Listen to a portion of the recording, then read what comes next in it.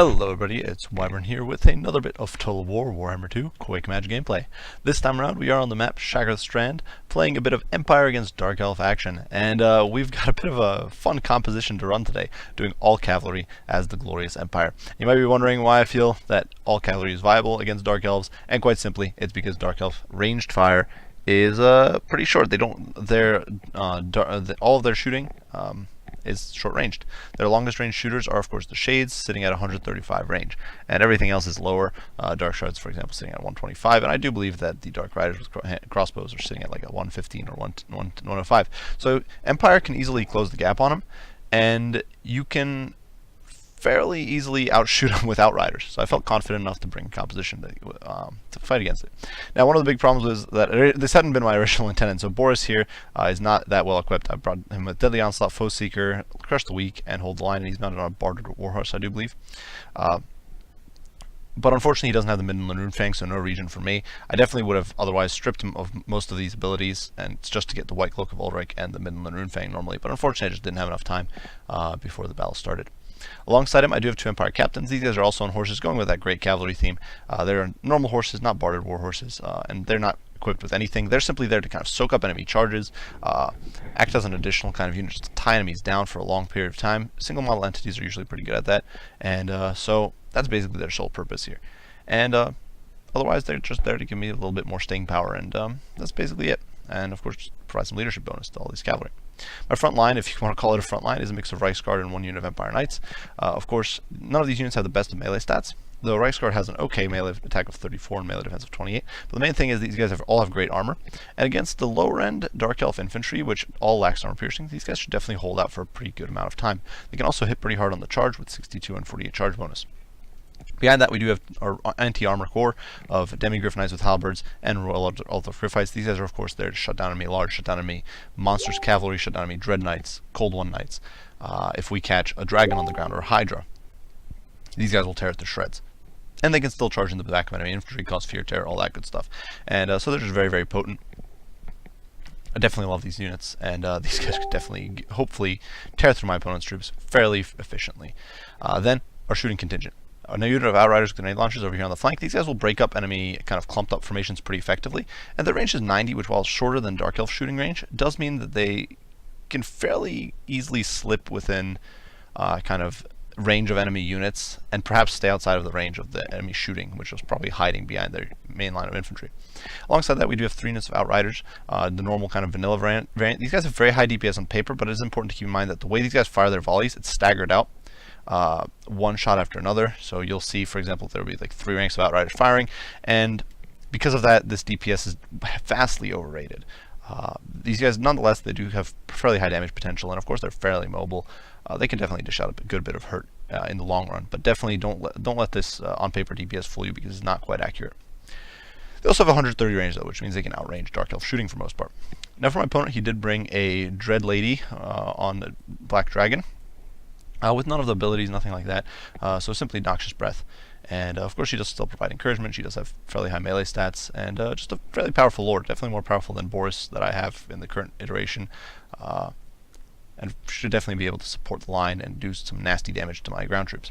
Alongside that, my opponent does have 6 units of Black Ark Corsairs, which would normally tear through Empire infantry outside of greatswords very, very easily. However, I did not bring any infantry, and I do believe Black Ark Corsairs will struggle quite a bit against most of my Empire Knights. 2 units of Dread Spears should not be able to quite stop this much Empire Cavalry, because while they do have a bonus against large, they don't have very much armor piercing. Finally, in the back, my opponent does have some Witch Elves, who once again shouldn't be doing too much damage, but they do have the Madness of Cain, so they can tie down my troops. And definitely one of the scary things about my opponent's composition here is that he can kind of trap my troops, just bog them down, surround them, and over time perhaps beat them down through sheer attrition, because he just has so much infantry. If you look at the numbers game, it is 357 to 958. It is almost 3-to-1 advantage in my opponent's favor, and it's important to keep in mind that my opponent does have cavalry. 4 units of Dark Riders with shields, 2 on each flank, backed by a single unit of Cold One Dread Knights on each flank. And of course, the Cold One Dread Knights, while they will certainly not win against Royal Altar Griffites or even Demi-Griffs with halberds, can still do quite a bit of work. They do have armor piercing, decent melee stats, very good armor. They're definitely a very, very potent unit. Of course, the Dark Riders could just run ham on my poor Outriders. So what we're doing here is I'm pulling my... I did spot the cavalry out on the flanks, so I'm pulling these Outriders back into safety, trying to get them behind my main line. and kind of deciding what to do.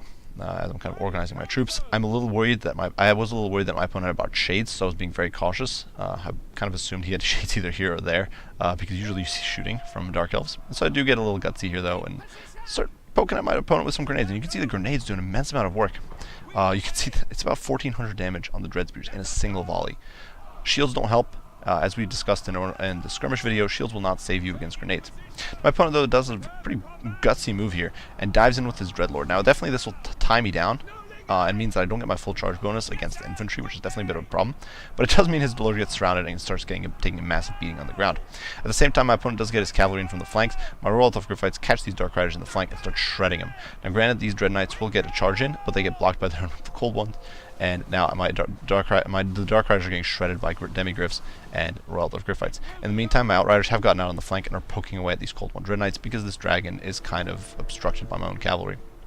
However, my opponent's Dark Riders are getting out here, so what I'm going to do is I'm going to pull my Demigryphs out and try to get the Demigryphs on top of these Dark Riders. Fortunately, they are going to be able to sneak past because Demigryphs are not quite fast enough to catch these guys. I'm going to have to sacrifice a unit of Outriders to tie these guys in place for the Demigryphs to catch them.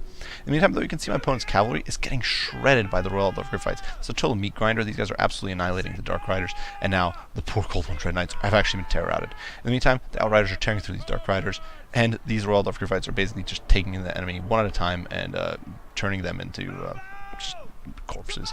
Over here, you can see Empire Knights and the Empire Captain are fighting against the Cold One Dread Knights, but that is a very bad engagement for the Empire Knights, so I shift them over to the Black Ark Corsairs, which should be much more favorable. Here you can see my poor Reichsguard is getting kind of attacked by the Witches, but my opponent's troops are actually getting bogged down here because they're just blobbed up so much on my cavalry, and while the cavalry is not in a good spot here at all, it does mean that my opponent's going to struggle a bit. Here, Black Ark Corsairs are being routed, they're being terrified. I'm kind of juggling troops all over the place. These Outriders with grenade launchers should be able to shift and start applying some pressure. And over here you can see the Outriders are applying damage to these Cold One Dread Knights, just trying to zone them away and whittling away at their HP. Shortly thereafter, I'm going to turn fire on this Dreadlord with Sword and Shield and the Dread Lady and try to poke her way at her a little bit. But she does get a bit of a nasty breath attack here and does pick off a few models on the Outriders, actually quite a few. I think it's about 12, which is pretty crazy. And so we are kind of poking away at this Dreadlord with this sword and shield, but she's actually taking quite a bit of damage, which is pretty cool.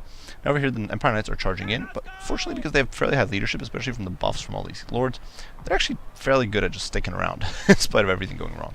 Over here, in the meantime, the Royal Dwarf Gryphites are just tearing through these Cold One Dread Knights, the Dark Riders, all that sort of stuff. And in the meantime, the Outriders are just trying to get into position. You can see my grenade launchers here are whittling away at the Dread Spears, but they have lost about half their mass. Definitely no thanks to my management, and they're getting beaten up pretty bad. Over here you can see the Demigryphs have torn through the Cold One Dread Knights for the most part, and after that they'll be kind of freed up to deal with these guys. Unfortunately, the Dark Riders did annihilate my grenade launchers in a matter of seconds, and so I'm going to be short a unit there. These Outriders, though, are sticking around. You can see I just shift my Royal Dwarf Gryphites out wide, and I'm now poking away these Dark Riders as the Empire Captain ties them down. These guys will not be able to do very much to the Empire Captain at all.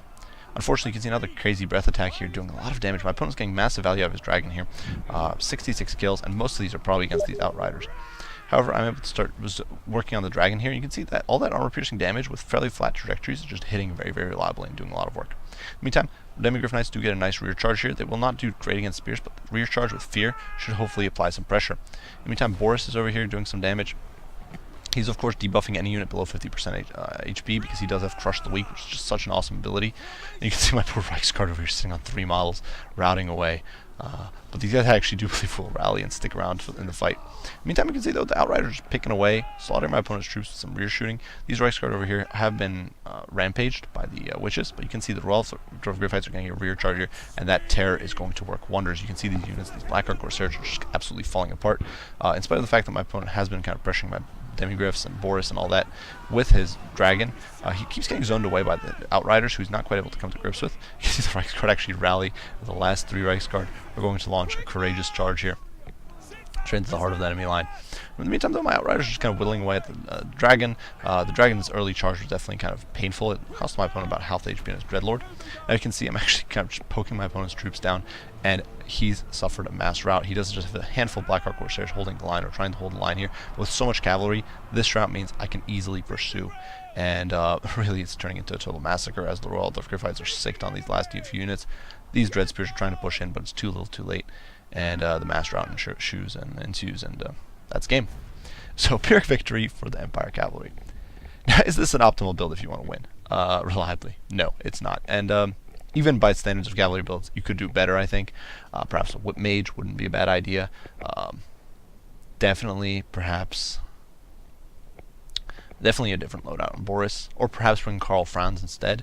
If you bring say a Mage of Life, Karl Franz, because he has Gall Miraz with those crazy AoE buffs, is arguably a better choice. I was simply rather rushed in choosing a Lord and making this build, but I wouldn't say this is an ideal way of doing things. Nonetheless, it's definitely a functional way of doing things, and it's lots of fun. It's good to challenge yourself to just try to see. Playing these micro games is a lot of fun, I think, and it's definitely a bit of a challenge. You can see the Reichsguard actually ground things out pretty effectively in the melee. Even the Empire Knights performed okay. They did go in with a Chevron, but nonetheless 52 kills on a unit that's not really high-end as far as cavalry is concerned is definitely not bad. Obviously, they did get kind of slaughtered in that charnel house, and the match did end with my opponent's army being terror routed, essentially. But most of my opponent's elite troops just got shut down. You can see the Cold One Dread Knights had an absolutely terrible time against the Royal Grifffites and the Demigriffs. The Outriders performed pretty admirable work at just chipping away at my opponent's dragon, and definitely not a bad showing. I definitely micro the Outriders with grenade launchers a little bit. I could have gotten a much better work out of them and gotten a bit more damage. But nonetheless, lots of fun. I had a lot of fun just running this build. Yeah, great game to my opponent, Aeon. I do hope you guys enjoyed the video. If you did, be sure to leave a like and subscribe down below just for additional content. If you have any comments, criticism, any questions like that, any questions about the game or anything like that, be sure to post down in the comments. I'll respond as soon as I can. As usual, guys, I do appreciate you all for watching, and I will see you all in the next one. Bye for now.